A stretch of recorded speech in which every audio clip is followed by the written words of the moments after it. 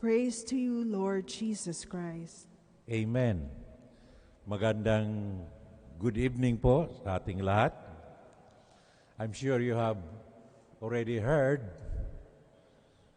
about the new pastoral decree of our CBCP, our Confederation of Bishops of the Philippines. It was read by Bishop David of Caloocan, who is now the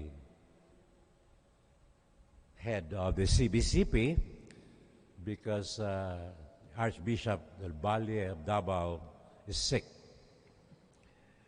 So the pastoral letter is an invitation for us to pray because of the recent happenings, particularly about this COVID-19 and also other forms of viruses, indicating, for example, the pattern of intimidation on the part of the government to our citizens in general.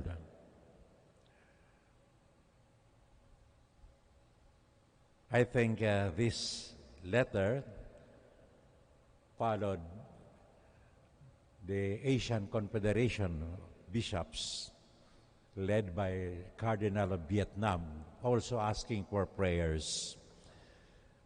And the most recent development that will be headlined tomorrow, the President of Russia, President Putin, has also signed a law anti-terrorism, and the consequences there are grave, prohibiting religious gatherings in private homes. You know, most of the Russian Catholics and Orthodoxes, they hold their worship at home. Explicit prohibition of any religious activity. So we are beginning to see now a pattern of persecution. Immediately, we expected a reaction also from our government saying that the church is again meddling in the management of our country. Hindi na naman bago yon, di ba? Siguro ilang beses nating narinig yon, pati sa mga Katolikong katulad mo siguro. Bakit nga ba nakikialam ang simbahan sa pamahalaan, sa ating gobyerno? Nakikialam nga ba? Opo. Merong tinatawag na tamang pakikialam, meron namang pakikialam na hindi ka nais-nais, katulad ng pakikialam ng mga biyenan.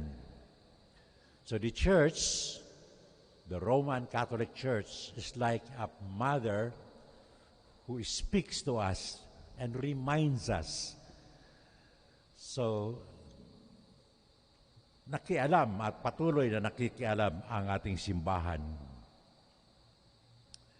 Noong sumabog ang Bulkang Taal, agad nakialam ang simbahan. Binuksan ang mga simbahan sa parokya para makatulong at tanggapin yung mga pamilyang nawala ng tahanan.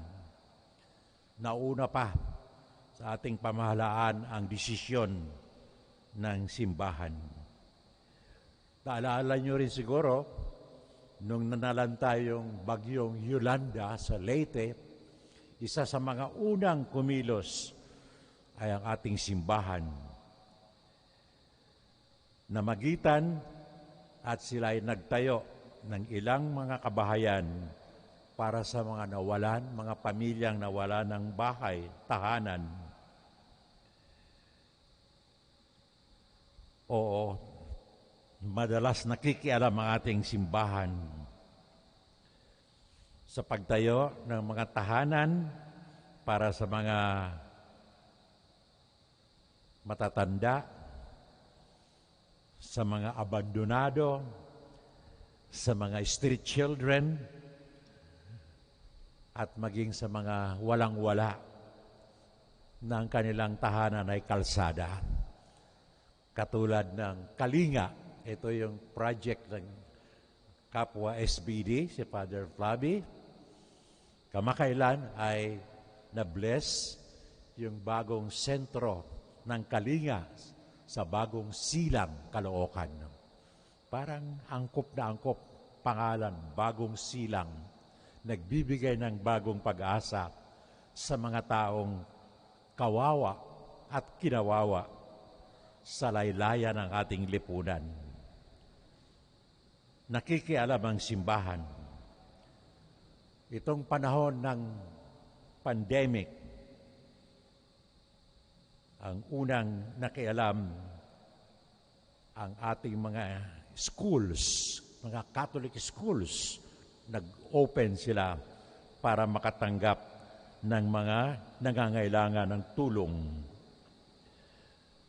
At siguro hindi nyo alam, ang isang ahensya ng ating simbahan, Caritas Manila, napakalaki ng kanilang nagawang tulong, nakalikom ng mga tulong na umaabot sa 1.3 billion pesos.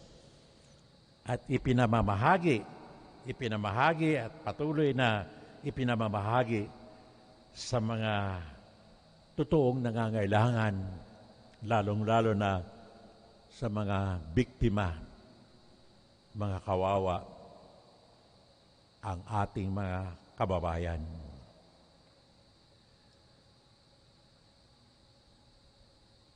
Ang pakikialam ng simbahan ay nasa tabang direksyon para makatulong at mapunuan ang obligasyon at pagkukulang ng ating gobyerno.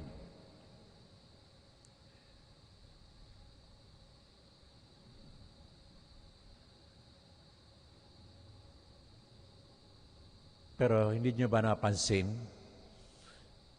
Siguro tayo lang yung malaking grupo, pinakamalaking grupo sa Pilipinas, ang hindi nakikialam pagdating sa eleksyon.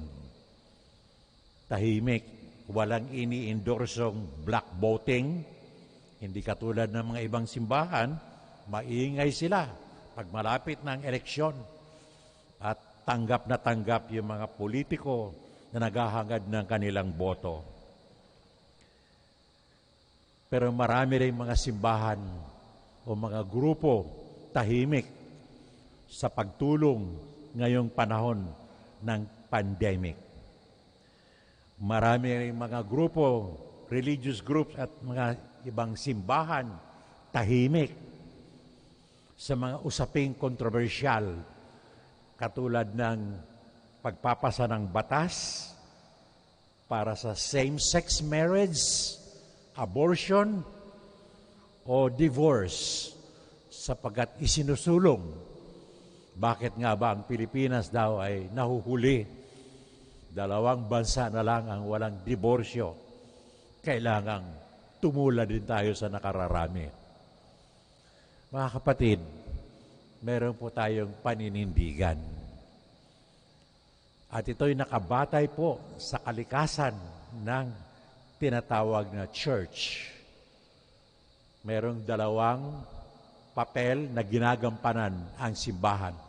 Isang tanda, it is a sign of God's kingdom. And secondly, it has the right, the prophetic right to announce and denounce. Isinasabuhay at hindi pwedeng manahimik pag mayroong mga bagay na hindi naayon sa diwa at turo ng ating Panginoon.